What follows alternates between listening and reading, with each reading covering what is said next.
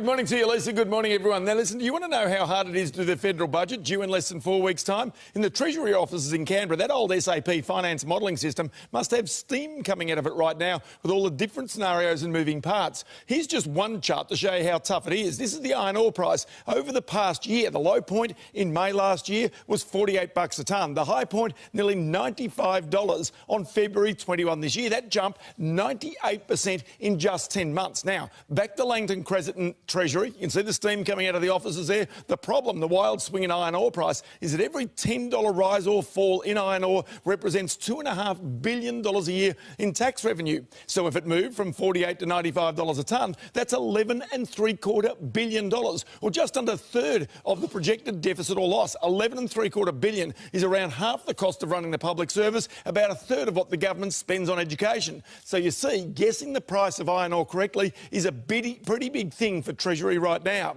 Back to the chart. You can see what's happened to iron ore since then, though. It's fallen off a cliff in free fall. Overnight, the price fell another 8.5%, $6.34 to $68. That represents around $1.5 billion in tax revenue. That's just overnight. The total fall from the peak of almost $95 is worth a lazy $6.75 billion.